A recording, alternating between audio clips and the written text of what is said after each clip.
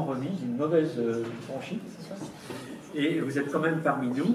Et Monsieur Antoine Mac est cofondateur et associé gérant de Covalence SA, qui est une agence de notation environnement social gouvernance. Et en tant que représentant de Covalence, Antoine Mac a figuré parmi les Ethisphere 2009 100 Most Influential People in Business Ethics, donc les 100 personnes les plus influentes en termes d'éthique des affaires, finaliste de l'entrepreneur social de l'année de la Fondation Schwab, et a reçu le prix cantonal du développement durable à Genève en 2004. Il est titulaire d'un diplôme de sciences politiques de l'Université de Genève et auteur de Entreprises suisses et droits de l'homme, confrontation et partenariat avec les ONG. Vous avez la parole. Merci beaucoup. Bonjour, mesdames, messieurs. Merci pour cette invitation. Comme le dit le programme, un des éléments du programme de cette journée, il s'agit de trouver des pratiques innovantes pour produire, consommer, échanger. Et j'ajouterais investir autrement, un peu dans l'esprit de diversité des compétences évoquées tout à l'heure par Isabelle Delannoy. On voit aujourd'hui dans tous les secteurs économiques des initiatives vertes, durables, responsables, sur lesquelles je pense en préambule qu'il ne faut pas être naïf, mais pas être cynique non plus. C'est un peu mon message. Avoir à garder une dose d'optimisme critique, je dirais. Parmi tous ces secteurs, j'aimerais aujourd'hui me concentrer sur le secteur de la finance pour rapidement partager avec vous comment je perçois l'évolution du secteur financier et plus particulièrement, disons, comment, dans le monde de la finance, on essaye de faire de la finance dite durable et de l'investissement responsable. Au plan international, en 2006, on a adopté les principes pour l'investissement responsable, donc les grands investisseurs institutionnels, les banques, les gérants d'actifs principaux ont adopté ces principes, je dirais, sous l'impulsion de l'ONU. Localement, à Genève, nous étions une douzaine de praticiens à créer l'association Sustainable Finance Geneva en 2007, avec l'ambition de connecter la rive droite et la rive gauche, les idéaux de la Genève internationale et les réalités de sa place financière. Quelques années plus tard, l'association Swiss Sustainable Finance a été créée à Zurich, également pour promouvoir la durabilité au sein des produits, des instruments financiers.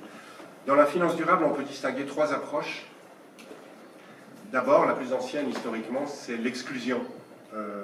Refuser d'investir dans certains secteurs jugés négatifs, néfastes, immoraux, comme par exemple le tabac, les armes non conventionnelles ou de plus en plus les énergies fossiles. Dans la finance durable, il y a aussi une approche inclusive ou positive, de sélection positive, où là on va chercher les entreprises les plus responsables ou les moins irresponsables du moins, selon des critères en effet environnementaux, sociaux et de gouvernance. Et ça s'applique généralement à l'échelle des grandes entreprises, des multinationales. C'est notre travail au quotidien, de collecter, de classifier, de pondérer ces informations. Et puis il y a aussi, de manière peut-être plus ambitieuse, la volonté de trouver et de valoriser et d'investir dans des modèles d'affaires innovants, plus durables, investir dans des sociétés dont les produits peuvent contribuer à apporter des solutions aux grands problèmes de notre temps.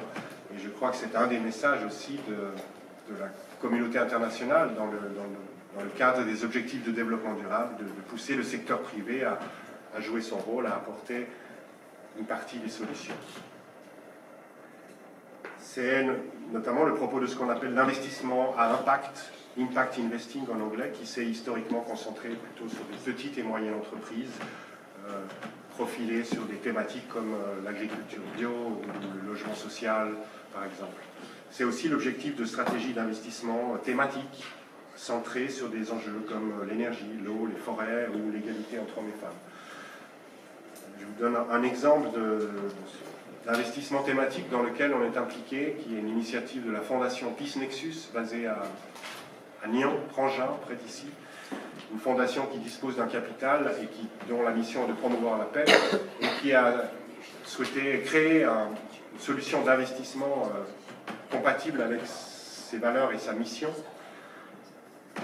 Et donc on a créé avec elle un fonds d'investissement pour la paix, avec le gérant du fonds, de Puripictaturetini. Et donc le but est d'identifier des entreprises, des grandes entreprises cotées, qui contribuent à stabiliser les pays dits fragiles ou les pays à risque de conflit, à travers, par exemple, leurs pratiques de recrutement, d'approvisionnement, de gouvernance notamment. Et j'étais intéressé d'entendre M. Ouegallo tout à l'heure parler de cette initiative de Maison de la Paix Sahel, et je me posais la question, est-ce que le secteur privé, là aussi, aurait un rôle à jouer pour favoriser ce type d'espace et de lieu. En tout cas, c'est ce que nous cherchons en termes de bonnes pratiques. C'est un exemple de... Autre exemple, lorsque Cisco et Microsoft incitent des sociétés israéliennes à collaborer avec des start-up palestiniennes dans le domaine de la technologie, cela nous intéresse. Lorsque Nestlé permet à des paysans déplacés et à d'anciens combattants de se reconvertir en cultivateurs de café en Colombie, c'est aussi quelque chose qui nous intéresse.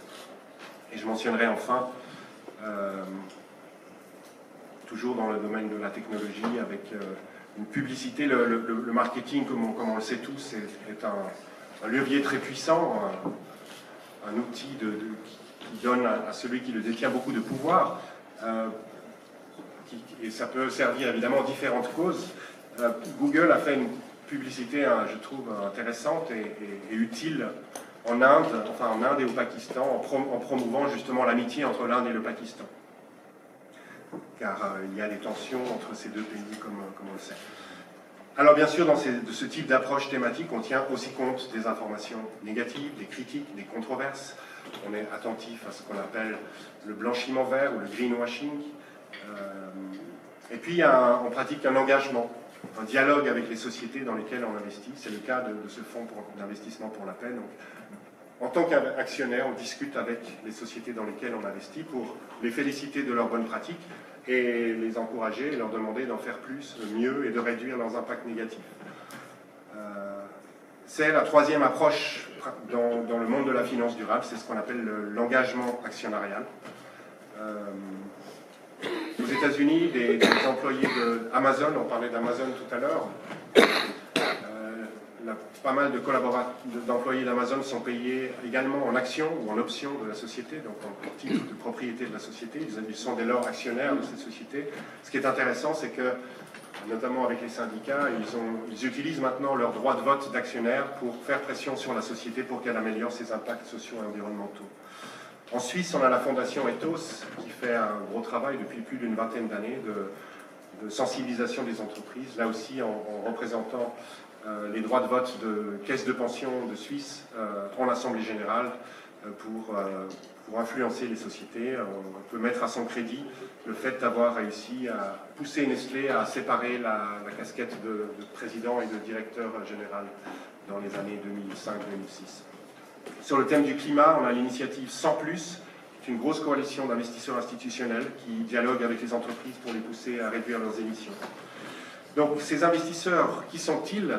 Pour simplifier, il y a 50 ans, les investisseurs, c'était principalement des privés, des personnes fortunées, des familles, des individus. Aujourd'hui, plus de 60% de la valeur des entreprises cotées en bourse appartient aux investisseurs institutionnels, c'est-à-dire des fondations, des fonds souverains, des assurances et des fonds de pension, des caisses de retraite.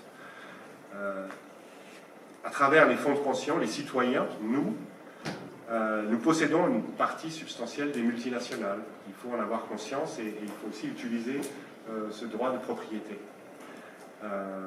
J'avais noté aussi une phrase tout à l'heure, nous sommes le monde qui est en train de changer. Je trouve qu'il y a un lien à faire. Dans le canton de Vaud, il y a une initiative intéressante actuellement d'un groupe de personnalités, d'enseignants, de professeurs notamment à l'université, l'ancien secrétaire d'État à la science Charles Kléber, le professeur Dubochet, prix Nobel de chimie. Donc ces gens cotisent ou reçoivent une rente de la caisse de pension de l'État de Vaud, et ils ont formé un comité et écrit une lettre ouverte à cette caisse de pension pour lui demander de désinvestir des énergies fossiles. Donc j'arrive à la conclusion. Est-ce que la finance durable fait une différence? Finalement, c'est un peu la question qu'on va se poser. Est-ce que sérieusement ça change quelque chose? Moi j'y crois, mais est-ce que au-delà... Alors moi je pense que oui, il y a des effets directs lorsqu'on choisit certaines sociétés particulières, notamment dans l'investissement impact ou l'investissement thématique. Puis il y a des effets indirects, une forme d'éducation des marchés financiers qui est faite par la finance durable, qui fait comprendre aux investisseurs qu'il y a un risque à ignorer certains enjeux, certaines demandes, certaines attentes de la société. Les choses évoluent. Si vous lisez les commentaires boursiers dans la presse financière, vous voyez qu'on parle de plus en plus des enjeux sociaux et environnementaux pour expliquer la performance ou la contre-performance des sociétés. Par exemple, on parlait de Bayer tout à l'heure.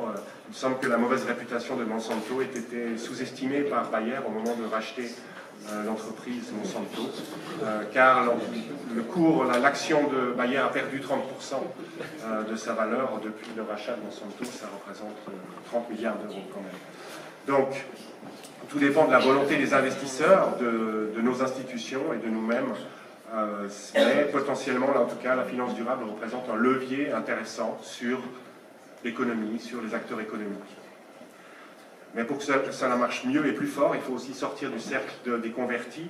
Il faut que les partis politiques, les syndicats, les associations participent aussi à ce mouvement, utilisent ce pouvoir qui existe, qui est diffusé dans la société aussi, interpellent les fonds de pension, la Banque nationale.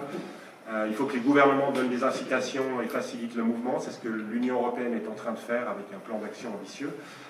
Des régulations aussi peuvent accompagner ce mouvement, comme la loi sur le devoir de vigilance en France ou l'initiative pour des multinationales responsables dont Laurent Mathilde a parlé à l'instant. Ça aussi, ça contribue à aller dans le bon chemin. Donc je dirais vraiment en conclusion maintenant que oui, la finance peut être durable si nous le voulons, nous, en tant que consommateurs, qu'investisseurs et que citoyens. Merci.